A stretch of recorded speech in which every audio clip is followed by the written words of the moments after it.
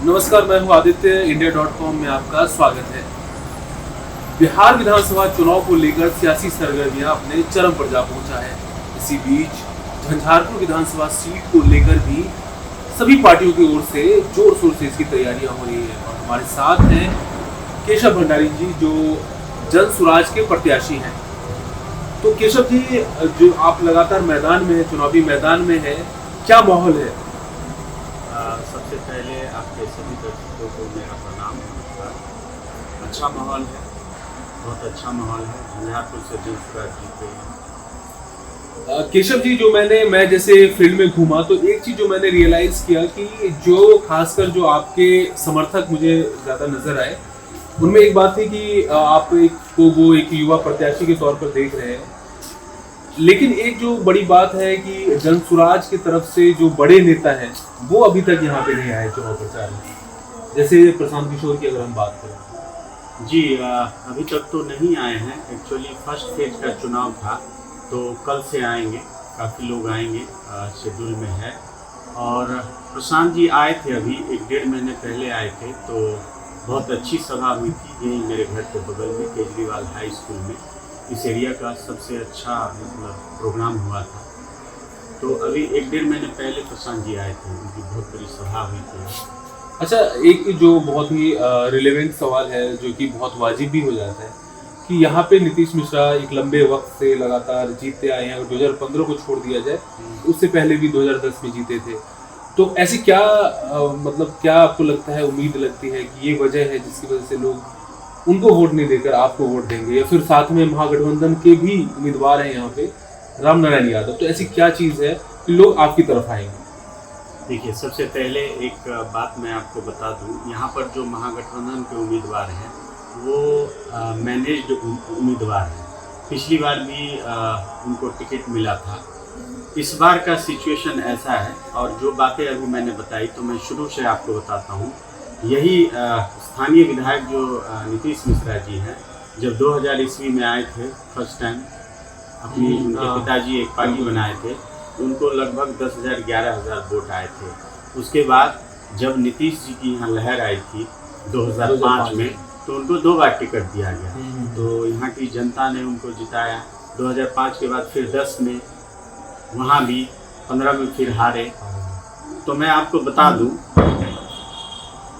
वो मैनेज करने में बहुत भरोसा रखते हैं। अभी मैं कल 1-2 दिन पहले की बात या 7 दिन पहले की बात बताता हूँ। नीतीश मिश्रा जी यहाँ पर, मैं आपको दावे के साथ कह रहा हूँ कि नीतीश मिश्रा जी इतने घबराए हुए हैं। मेरे जो प्रत्याशी थे, जैसे हम लोग की जो थी चयन प्रक्रिया, उसमें ये था कि 1, 2, 3 या 1, 2 एक संभावित प्रत्याशी होगा, जिनको आदरणीय प्रशांत किशोर जी के द्वारा एक काम सौंपा गया था जनता के बीच जाने का।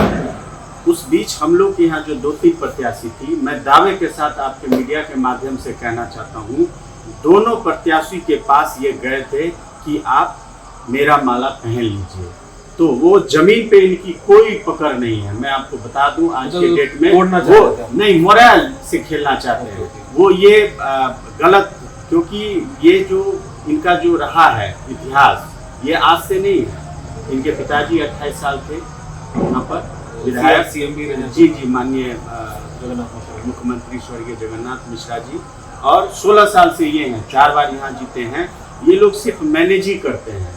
इनका सबसे बड़ा, इनका मैं बता रहा हूँ आज आपके मीडिया के माध्यम से, ये यहाँ चाहते हैं कि कोई नेता ही यहाँ पैदा ना हो। जब कोई नेता उभरता है या पैदा होता है तो इनको सबसे ज़्यादा कष्ट होता है। इसी वजह से ये जो भी नेता उभरते हैं तो उनका टिकट मैनेज करके उनको नहीं होने देते हैं, और जो एज ए डमी कैंडिडेट इनको ज़्यादा मज़ा आता है। बट इस बार फर्स्ट टाइम इनको जन सुराज ने मुझे चुना, और फर्स्ट बार इन्हें लग रहा है। इसलिए ये मेरे, आप सोचिए कि भाजपा जो कहती है इतनी बड़ी पार्टी है, जैसा कि आपने बोला कि इतने बड़े कदावर नेता हैं, और उन्हें जन सुराज के पदाधिकारियों के पास भटकना पड़ रहा है। और एक जगह कल रात की बात मैं बता रहा हूँ, वहाँ मैं साक्षात मौजूद था, साहब आए। अब आप इससे समझ सकते हैं, मेरे पदाधिकारी के पास कि आप ज्वाइन कर, आप समझ सकते हैं जन सुराज के पदाधिकारी को वो ज्वाइन करवाने में लगे हुए हैं। उनको ऐसा लगता है कि लोगों को ऐसा लगेगा कि जन स्वराज से ये 1-2 पदाधिकारी छोड़ के चले जाएंगे, तो जो जन स्वराज पे पिछले 3 साल से काम हुआ, जब से आदरणीय प्रशांत किशोर जी यहाँ आए 29 अक्टूबर 2023 से यहाँ काम चल रहा है, उनको लगता है कि सारी जनता जैसे वो मूर्ख बनाते आए हैं, ये उनका। अच्छा, बाकी जो लीडर्स हैं जिनसे उनको लगता है कि पोटेंशियल थ्रेट लगता है कि राजनीतिक तौर पे वो उनका कद मजबूत होगा तो उनको भविष्य में नुकसान हो सकता है, तो आखिर वो मंत्री भी हैं, तो ऐसे में एक मंत्री के खिलाफ लड़ना कितना टफ है, कितना मुश्किल है? अभी तक तो कुछ ऐसा लगा नहीं। मैं बता दूं, मेरे पिताजी 77 से इस राजनीति यहाँ पर झंझारपुर में सक्रिय राजनीति कर रहे हैं। मेरे घर से आपको मैं बता दूं, 77 से आज तक जो भी विधानसभा हुए और जो भी लोकसभा हुए, तो कोई भी ऐसा मतलब वर्ष नहीं है जिस साल लोकसभा चुनाव हुए या विधानसभा चुनाव हुए तो मेरे घर से राजनीतिक एक्टिविटी नहीं हुई। और सदैव हम लोग हमेशा ईमानदार और सही विकल्प के साथ ही रहे। जैसे आपने अपनी एक राजनीतिक और सियासी विरासत की बात कही, तो मैं चाहूँगा कि आप छोटा सा ब्रीफ में बता भी दें हमारे दर्शकों को कि पिताजी को लेकर। नहीं, ना तो मैं कभी चुनाव लड़ा। अच्छा, आप राजनीतिक आपका वो नहीं है, मतलब आपके है, मैं बता देता हूँ, ब्रीफ कर देता हूँ। जो मैंने सीखा है, ये बातें मैंने इसलिए बताई कि जो मैंने राजनीतिक सीखी है वो अपने पिताजी से सीखी है। क्यों सीखी है वो मैं बता देता हूँ। 1977 में एक स्वर्गीय प्रोफेसर जगदीश नारायण चौधरी थे, उनको टिकट मिला था, तो वो मेरी माता श्री के मौसा जी थे, तो उनका ये झंझारपुर कंस्टिट्यूएंसी से मिला, जबकि वो बाबूबड़ी कंस्टिट्यूएंसी उनका घर है और उनका इसी घर से उन्होंने चुनाव लड़ा। हालांकि उस वक्त मेरा जन्म नहीं हुआ था। उसके बाद फिर 80 में मेरे ही परिवार के किन्हीं लोगों को मिला, वो भी यहीं से लड़े।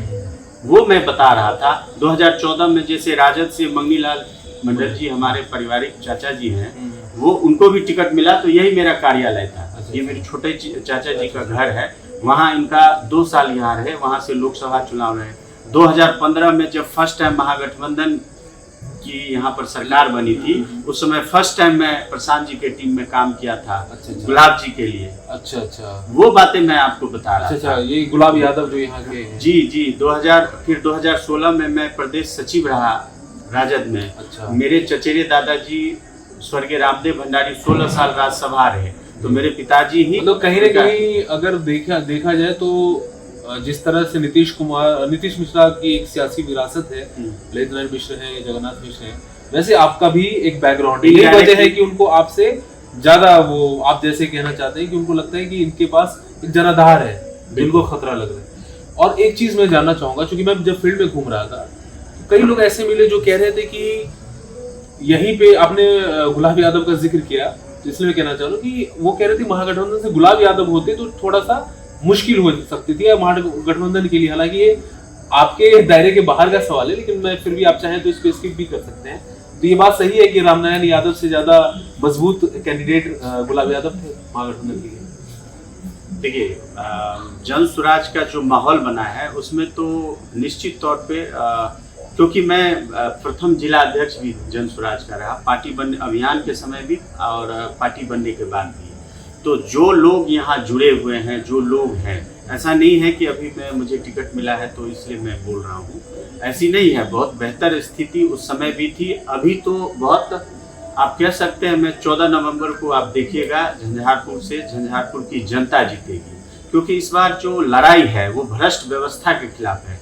रही बात गुलाब जी की, तो अगर राजनीति के हिसाब से देखा जाए तो ऑब्वियस है कि रामनारायण जी से तो अच्छे कैंडिडेट होते महागठबंधन के लिए। एक चीज मैं जानना चाहूंगा, अगर इस सीट की बात करें तो हम थोड़ा सा डेटा पे जाते हैं क्वेश्चन से, जो कि कास्ट वाइज जो डेटा है। इस सीट पे जो अति पिछड़ा तबका है, जो ईबीसी है, वो 37% है और ब्राह्मणों की भी अच्छी खासी आबादी है। तो क्या लग रहा है इस समीकरण में मतलब क्या, और दलित आबादी और मुस्लिम आबादी बहुत ज्यादा मायने रखती है, तो क्या लग रहा है कि आपको जो है वो किस तबके से ज्यादा उम्मीदें हैं वोट को लेकर? देखिए, जन स्वराज एक ऐसी व्यवस्था है, मैं बता दूं, हर तबके से वोट आ रहा है। जो बातें अभी मैंने बताई ओबीबीएस है, बिहार है, तो जैसे आपने बताया कि 37% है, तो अभी जो मैं बोल रहा हूँ कि 14 तारीख को जो यहाँ की जनता जीतेगी, क्योंकि जो विधायक अभी हैं, अभी जो यहाँ पर है, जो जनता की सरकार बनाने हम लोग आए हैं, जन स्वराज, और नीतीश मिश्रा जी यहाँ हैं जो एनडीए के प्रत्याशी हैं, वो जब भी जीतते आए, जैसे अभी आपने कहा कि ब्राह्मण की आबादी है, पर मैं बता दूं पिछले 4 चुनाव का ये रिकॉर्ड है कि वो 12,000 का आंकड़ा पार नहीं कर पाए हैं। कास्ट पोल की बात मैं कर रहा हूँ, आबादी 30,000 हो 35,000 हो, वो डाटा सही है, पर मैं आपको बता दूं, और अति पिछड़ा एक ऐसा समाज है, मतलब ईबीसी वाला, जो आपने 30% का सही है, हाँ 1-8% ऊपर नीचे, वो आपको मैं बता दूं 1 लाख से ज्यादा वोट कास्ट करते हैं, और जिस वोट से आज तक जीतते आए, इसीलिए कभी वो नीतीश जी का डाल पकड़ते हैं, कभी मोदी जी का पकड़ते हैं, अपने नाम पे अपने उस क्या बोलते हैं हुनर से तो कभी कुछ किया नहीं वैसा। तो अभी लगातार जैसे मैं वही बता रहा हूँ, वो जो मेन उनका जो वोटर है, जो जैसे पिछली बार आया या उससे पिछली बार भी देखे आप, उससे पिछली बार तो हार गए थे, का मेन वोटर यही है। तो जब उस समाज का ही बेटा खड़ा है, समझ रहे हैं, तो फिर तो आप समझ सकते हैं बात को कि उनकी वोट जो है, जिस दिन यहाँ का बेटा जनता की सरकार बनाने आ गया, तो वो उनका वोट फिसल गया। और यही बात नहीं, और एक बात बता देता हूं मैं आपको, ये जो मैनेज वाली बात बताई है, इनको अब उल्टा पड़ रहा है, क्योंकि हम लोग का जो है राजनीतिक इतिहास थोड़ा सा समाजवादी का रहा और आरजेडी का रहा। मेरे पिताजी जब से राजनीति में आए, एक से दूसरे ने, मैं उनका बेटा फर्स्ट टाइम प्रशांत जी की बातों से प्रेरित होकर जन स्वराज ज्वाइन किया। मेरे पिताजी बोले कितना अच्छा था, तो ठीक था, क्या होगा इसमें, पर आज उनको गर्व है, तू सही था। आज वो, मैं आज आपका इंटरव्यू के लिए 8 बजे आया, अभी तक वो घर नहीं आए, और मैं आपको दावे के साथ बता देता हूँ, मेरे पिताजी का ऐसा इतिहास है कि कोई भी यहाँ पर छोटे मोटे प्रमुख नेता या जो भी हैं, एक बार अगर जरूरत पड़ी होगी तो अगर मेरे पिताजी के दरवाजे पे आए होंगे, तो ऐसा नहीं है कि मेरे पिताजी के संज्ञान में हो और उनको राजनीतिक मदद नहीं मिली होगी। उसी का आशीर्वाद है कि यहाँ पर मैं आपको दावे के साथ कह सकता हूँ साहब कि कहाँ से वोट कटेंगे अभी उनको लगेगा, वो समझ नहीं पाएंगे। लेकिन हमने जैसे बीजेपी के कार्यकर्ताओं से बात की, तो वो कह रहे हैं कि नीतीश मिश्रा की एक लहर चल रही है, कह रहे हैं कि इस बार अलग अलग, हालांकि वो दावे हैं क्योंकि अभी तो चुनाव होना बाकी है, कोई कह रहा है 30,000, कोई 40,000 की बात कर रहे हैं कि इतने वोटों से जीतेंगे। अब हम आ रहे हैं सबसे बड़ी बात जो मैंने रियलाइज किया, या बाकी बहुत सारे जो पॉलिटिकल एक्टिविस्ट हैं या राजनीतिक विशेषज्ञ हैं, उन्होंने भी इस चीज़ को रियलाइज किया कि प्रशांत किशोर जिस तरह से एक्टिव थे और जिस तरह से, बट पिछले 10 दिनों या 15 दिनों में थोड़ा सा वो कम दिख रहे हैं मीडिया में, या ऐसा हो रहा है कि वो एक्टिव कम नजर आ रहे हैं। जो चीजें 1 महीने पहले तक थी, कहीं ना कहीं वो गिरावट देखने को मिल रही है। इस पे आपका क्या कहना है?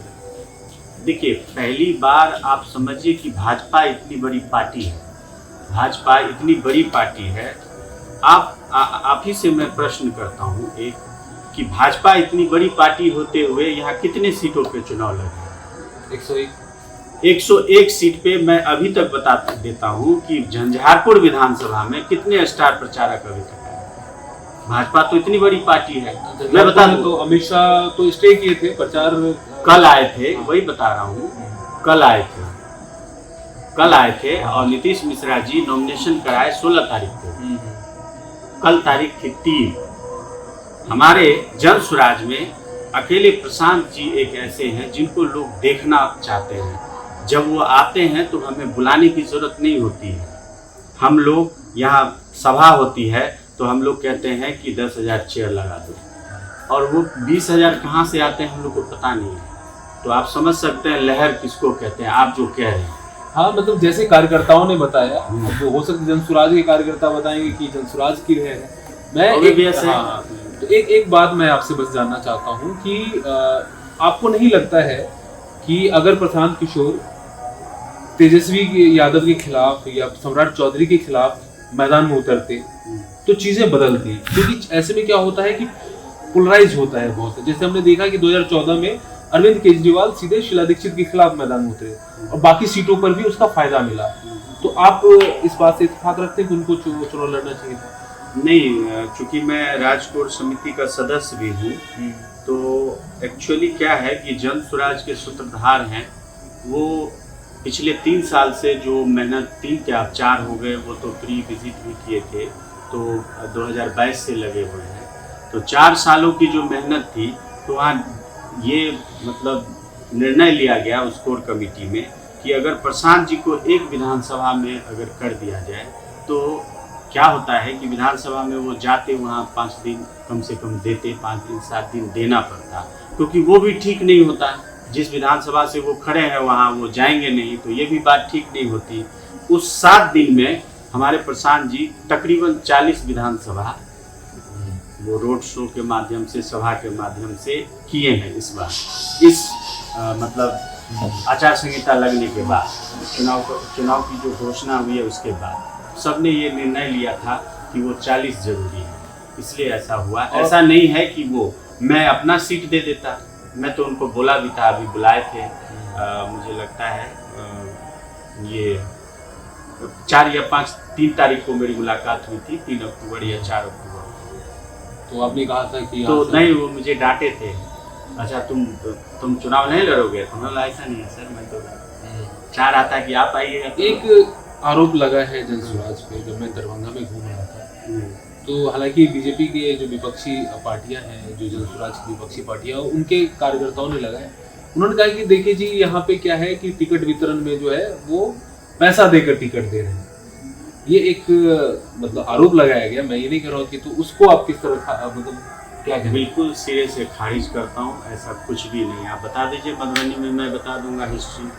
मैं राजकोट समिति का सदस्य, सुपौल का प्रभारी भी रहा हूँ और यहाँ का जिला अध्यक्ष भी रहा हूँ। मैं सुपौल 5 कैंडिडेट का हिस्ट्री बता सकता हूँ, यहाँ के 10 कैंडिडेट का हिस्ट्री बता सकता हूँ। ऐसा कुछ भी नहीं है, जो भी कह रहे हैं गलत कह रहे हैं, निराधार है। और दूसरी एक चीज़ ये है कि अगर ऐसा होता है कि विधानसभा चुनाव के परिणाम त्रिशंकु होते हैं, तो क्या प्रशांत किशोर और जनसुराज का रुझान किस तरफ होगा, महागठबंधन की तरफ या एनडीए की तरफ? बिल्कुल भी नहीं, जन स्वराज किसी के साथ गठबंधन नहीं करेगी। प्रशांत जी आप ही के शायद मीडिया में आज तक में लिखित में दिया है उन्होंने, हम लोग उनके साथ हैं। मैं व्यक्तिगत तौर पे कहता हूं कि हम लोग कहीं जाने वाले नहीं, किसी लोभ लालच में नहीं फंसने वाले, ऐसा हो नहीं सकता है। फिर जन स्वराज में क्यों सारी चीज़ों को छोड़ के हम लोग क्यों आए? फिर इसमें अगर उधर ही जाना था तो हम लोग तो उधर ही इजीली जा सकते हैं। झंझारपुर विधानसभा सीट को लेकर यहाँ की जनता के लिए 5 प्लान या जो भी आप बताना चाहें कि ये चीज़ है कि चाहे कॉलेज की बात हो या रोड की, जो आपने सोचा होगा वो क्या है? देखिए इस सीट के लिए जो हमारे पार्टी का जो मैनिफेस्टो है वो 5 चीज़ें हैं, पर इस बीच में जो मैं पिछले 2 महीने से लोगों के बीच में गया हूँ, तो सबसे ज़्यादा इम्पोर्टेंट चीज़ ये है कि बहुत पीछे जो मैं सोच रहा था वैसा नहीं है, बहुत बदहाली है यहाँ पर। इस विधानसभा की बात कर रहा हूँ मैं, बहुत ही ज़्यादा बदहाली है। तो मुझे ऐसा महसूस हुआ क्योंकि सबसे पहला जो होगा, एक पंचायत लेवल पे एक जो है समिति बनानी पड़ेगी, ताकि उस समिति के माध्यम से जो फर्स्ट प्राइमरी जो रिक्वायरमेंट है उस पर ध्यान देना होगा। एक तो वो है। दूसरा, आजकल जो व्यवस्था बनी हुई है राजनीति, लोग क्या बताऊं मैं आपको, ये ठीक नहीं रहेगा, पर मैं चाहता हूं कि मैं उस चीज को खुद से देखूं। तो मैंने ऐसा सोचा है कि मैं उनके लिए खुद क्योंकि एग्जैक्ट चीजें नहीं आएगी कि इस गली में या इस मोहल्ले में ये समस्या है, वो समस्या मुझे लगता है कि पहुंचने में दिक्कत हो जाएगी। जैसा माध्यम है, अभी मैं भी चुनाव लड़ रहा हूँ, तो चूंकि चुनाव है तो इसमें सारी चीजें होती है छल पल कल, तो उस हिसाब से वो चीज ठीक है एक हद तक। लेकिन अगर विकास करना है तो वो समिति के माध्यम से खुद भी इन्वॉल्व रहना पड़ेगा। इसलिए मैं एक जनता दरबार हर महीने जरूर लगाऊंगा, ताकि मेरा जो कनेक्शन है वो हमेशा जनता के बीच बना रहे। और जो 5 चीजें हैं वो निश्चित तौर पे अगर वो 5 चीजें हो गई, मैं आज ही गया था, आपको बता दूं, युवा मतलब भाजपा वाले जो कह रहे थे कि मैं पिछले से मोदी का फैन था, वो मंदिरों में ले जा रहे हैं कि भैया यहाँ आशीर्वाद ले लीजिए, अभी भैरव स्थान मंदिर ले लीजिए, लोना उत्तरी के दुर्गा मंदिर में ले जाते हैं और खुद नारेबाजी करते हैं मंदिर में। मैं उनको बोलता भी हूँ कि यहाँ मंदिर है, यहाँ नारेबाजी मत कीजिए, जय बिहार जय जय बिहार का नारा लगाते हैं, कभी कभी मेरा नारा लगाते हैं, मैं बोलता हूँ मेरा मत लगाइए। मैं बता दूँ उन लोगों का है कि भैया रोजगार चाहिए, हम लोग इसलिए रुके हुए हैं। तो ये बहुत बड़ी समस्या है। निश्चित तौर पे जैसे प्रशांत जी ने बोला है, निश्चित ये हो जाएगा। हम लोग का एक रोड मैप भी है, ब्रीफ थोड़ा बहुत प्रशांत जी किए हुए हैं और उसके अंदर और भी बहुत सारी चीज़ें हैं, अभी समय लगेगा उसमें। शिक्षा के नाम पे ये स्थानीय मंत्री जी से मैं पिछले 2 महीने से पूछ रहा हूँ कि आप एक स्कूल बता दीजिए। एक स्कूल इन्होंने ऐसा नहीं बनाया जिसमें आपके या हमारे बच्चे जा सकते हैं। मंत्री जी के बच्चे उस स्कूल में 2 घंटे नहीं बैठ सकते हैं। मैं सारे स्कूल का भ्रमण कर चुका हूं। मैं और खुलासा करता हूं, कोई भी दुनिया का स्कूल या बिहार सरकार में हुआ होगा, आप पूरे भारत देश में चले जाइए, पहला ये झंझारपुर का स्कूल है जिसके बिल्डिंगों पे बाहर से प्लास्टर नहीं हुआ है साहब, एस्टीमेट बना होगा। तो पहली बार ये यहाँ झंझारपुर का विद्यालय है जिसमें बाहर से प्लास्टर नहीं हुआ है साहब। पिछले 10 सालों में इनके रीजन में जितने भी स्कूल मिले, आज तक इनको दिखाई दिया? बिल्कुल दिखाई नहीं देगा। कोई भी ऐसा अस्पताल नहीं है। तो कल आपको बता देता हूं मैं, परसों एक बच्चे की घटना हो गई है स्नेक बाइट से। यहाँ डॉक्टर की ऐसी दयनीय स्थिति है, उससे 1 महीने पहले 2 बच्ची का देहांत हो गया। यहाँ प्राइवेट अस्पताल में गए। लेकिन यहाँ झंझारपुर मेडिकल कॉलेज बनवा रहे हैं। कौन बनवा रहे हैं? दावा तो करते हैं कि हम बनवा रहे हैं, हमने वही तो बोला, मूर्ख बनाते हैं, दावा ही तो करते हैं। ये मेडिकल कॉलेज इसलिए बना साहब, 2015 में जब महागठबंधन की सरकार बनी थी, उस समय हम लोग उसके अंग थे और यहाँ पर दरभंगा में कलेक्ट्रेट में बैठक हुई थी। माननीय मुख्यमंत्री जी आए, मैं बता देता हूँ उसकी भी कहानी बता देता हूँ। जो अभी मधुबनी मेडिकल कॉलेज है, फयाज अहमद नाम है उनका, राजद के बहुत बड़े नेता है। उनका कॉलेज का सब चीज एनओसी वगैरह सब चीज इसी बिहार सरकार ने दे रखा था। बिना बिहार सरकार अलाउट जो भी होता है उसका प्रोसीजर जो भी है, पर एनओसी बिहार सरकार से लेना पड़ता है। एनओसी दे देते साहब, तो एक एनओसी यहाँ देने के बाद कैसे बगल में बनाते, क्योंकि ये मेडिकल कॉलेज मधुबनी जिला के लिए अलाउट हुआ था। फिर ये लोग विधायक लोग जो थे उस समय गुलाब यादव जी थे और महागठबंधन के यहाँ 8 विधायक थे मधुबनी में, तो कहीं जगह नहीं मिली। तो हमारे जो यहाँ के विधायक लोग थे उस विधायक मंडल में ये तय हुआ कि झंझारपुर शिफ्ट किया जाए। तब ये झंझारपुर हॉस्पिटल आया और इसमें भी जमीन मिलने में 2 महीने लगे। इन दावों में अगर मैं एक मंच दूं, आपको बुलाऊं और नीतीश मिश्रा को बिठाऊं, तो आप डायरेक्ट बहस करने को तैयार हैं? बिल्कुल बिल्कुल 100%। दोनों की तरफ से वो दावे करेंगे तो आप उनको काउंटर करेंगे और आपके नहीं, मुझे काउंटर वो जवाब देंगे। ऐसा है, देखिए, जन स्वराज पहली बार आई है और मैंने अभी तक, मुझे ऐसा लगता है कि मैंने कभी अभी तक कोई ऐसा काम ही नहीं किया है जिस पे मुझे काउंटर करने की जरूरत पड़े। नहीं, हाँ, उनके ये भरोसे वाली बात आएगी कि भरोसे वाली बात आएगी, उसका निश्चित तौर पे जवाब, सवाल और जवाब उनको देना है। क्योंकि यहाँ की देवतुल जनता ने आपको 4 बार जिताया, आपके पिताजी को यहाँ की देवतुल जनता ने 5 बार जिताया। 44 साल से आप झंझारपुर, जबकि आप झंझारपुर के स्थानीय नहीं है, फिर भी आपको जिताया। तो यहाँ आपने क्या ऐसा काम? स्वराज ने कहीं न कहीं यहाँ भी इस सीट पे भी ये स्थानीय वर्सेस जो बाहरी का मुद्दा है वो बनाया है आप लोग? क्यों बनाया सुन लीजिए साहब, वही तो बता रहा हूँ। जिसको 4 बार से विधायक बनाया, वो रात में 1 दिन तक यहाँ झंझारपुर में नहीं बिताते हैं। कैसे दुख दर्द समझेंगे साहब? आज तक 1 दिन जनता दरबार नहीं लगाया, कभी अस्पताल में निरीक्षण करने नहीं गए। यहाँ तो जनता के बीच जाते ही नहीं है। आज भी वो वही जाते हैं, मैं बता दूं, आज भी वही जाते हैं जहां उनको पता होता है कि 50 लोग मेरे वहां हैं। अगर आज भी मैं दावे के साथ कहता हूं, लेकिन वो तो कह रहे हैं, मैं बता रहा हूं ना, मिथिला हाट बनाया, सब कुछ बनवाया। छोड़िए साहब, मिथिला हाट उन्होंने बनवाया। उनके जो समर्थक हैं वो दावा करते हैं, जब उनसे पूछा, कौन समर्थक दावा करते हैं? मैंने आज ही पूछा था कि 5 काम बताइए, तो उन्होंने मिथिला हाट को भी उसमें इंक्लूड किया। क्या बताया मैंने? वही तो बताया। वो बताएंगे कि कैसे बनाया, कब उन्होंने अनुशंसा किया, कब अनुशंसा किया, कब विधानसभा में ये बात पटल पे रखी, कब इसका अलॉट हुआ, कब इसका प्रस्ताव सैंक्शन हुआ, ये बताएंगे ना साहब, किसके लेटर के माध्यम से हुआ। इनको तो यही करना आता है। मैं बता दूं, अभी तारमतार यहाँ तकरीबन 50 शिलान्यास का बोर्ड लगा है, आज तक उद्घाटन नहीं हुआ साहब। और ये अभी फेसबुक पे देखिएगा, कल ही दिए हैं, कुछ प्रोसेस में है। साहब को देखिए, कुछ प्रोसेस में है। देखिए चुनाव है, फिर भी धूर्तबाजी से मतलब बाज नहीं आ रहे हैं, प्रोसेस में है। आप समझिए चीजों को, प्रोसेस में है, तभी तो भटकना पड़ रहा है। इतने कदावर नेता को जनसुराज पदाधिकारी के पास भटकना पड़ रहा है। रात को 10 बजे जाते हैं, माला पहन लीजिए, फोटो खिंचा लीजिए, कुछ तो मोरल डाउन होगा केशव भंडारी का। केशव भंडारी तो 77 से यही देख रहा है, मोरल वोरल डाउन नहीं होगा। आपको नहीं पता है, क्योंकि ये जनता चुनाव लड़ रही है, ये जनता की लड़ाई है। क्योंकि आपने यहाँ के लोगों को मूर्ख बनाया है, और पहली बार ऐसा लगा उनको कि यहाँ का स्थानीय बेटा इस धरती को आजाद कराएगा, झंझारपुर विधानसभा धरती को आजाद कराएगा, ताकि इस बार ना सही अगले बार से यहाँ 5 नेता खड़ा हो, महागठबंधन से भी, भाजपा से भी और जनसुराज से भी। तीनों पार्टी से यहाँ का बेटा विधायक बने, यहाँ का बेटा लड़े।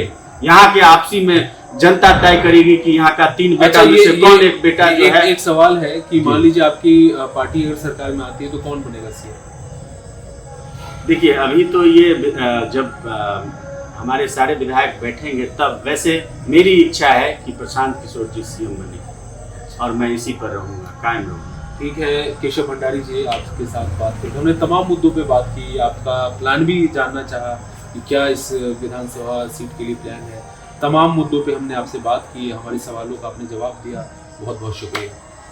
आपका भी बहुत बहुत शुक्रिया, थैंक यू। तो ये थे हमारे जनसुराज के प्रत्याशी जो झंझारपुर से हैं, इनका नाम है केशव भंडारी, और हमने इनसे तमाम अलग अलग मुद्दों पर बात की। और ऐसी इंटरव्यू के लिए, ऐसी खबरों के लिए India.com के साथ बने रहिए। शुक्रिया।